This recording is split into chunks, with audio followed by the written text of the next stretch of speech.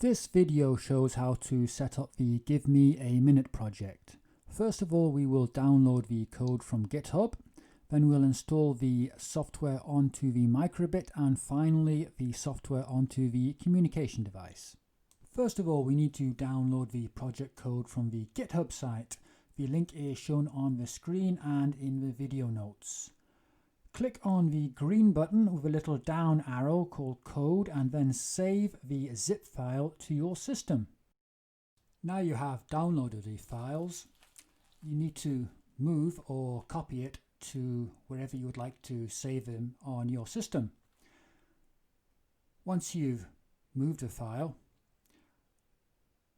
right click on the file and select Extract All. This will unzip the file into your directory. In the unzip directory, you will find all of the software that you need for the project. Now plug your microbit into the side of your laptop. The microbit appears as a directory called microbit in capital letters. Now go into your software directory and click on the file called ubit_flash.hex. Now just drag and drop that into the directory called microbit, and your microbit will now program.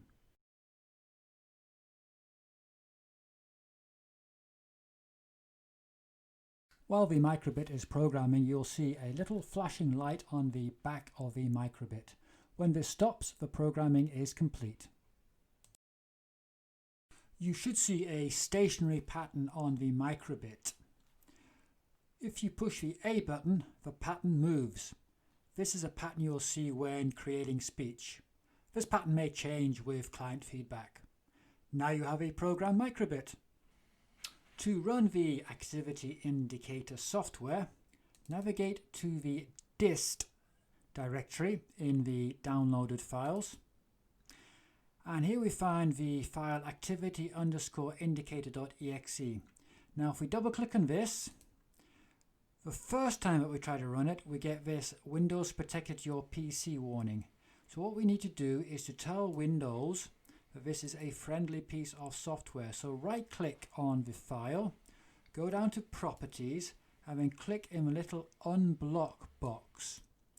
Apply OK. Now we've told Windows that this is a friendly program. When we next double click, the software runs and is now looking to monitor your communication software. So I've restarted the software and zoomed in. Now at the top you can see two parameters, a limit and fraction. I'll be explaining what these are and how we can change them later. The limit is a number of pixels that triggers a detection, and the fraction is how much of the screen is monitored. Now the software has started, it's detected the attached microbit, but it's telling me there's no grid or communicator software running, so I am starting up grid. The messages you see may be different as I'll be changing the software with feedback. Now grid is starting up, and once it's running I will click on a few buttons and we can see that changes are being detected. So what I'll do now is I'll set up my camera and show you a screen display. So this is the screen display of grid 3, and as I add text you will see the microbit pattern moving. Now this pattern may well also change as I get feedback from people who use it.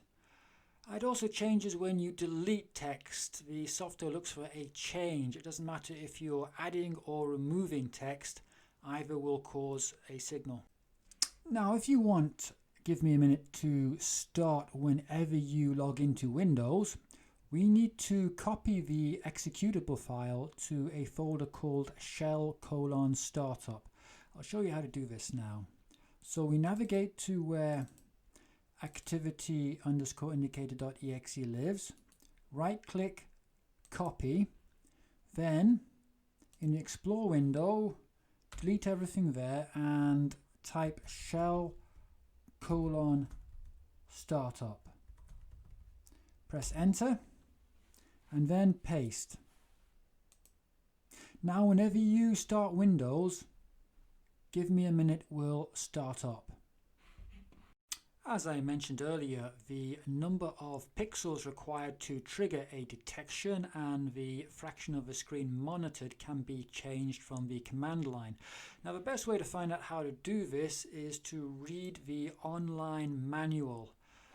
The reason I'm not going to explain it here is that it all could be changing in the near future, as I'm always looking to make this software easier to use.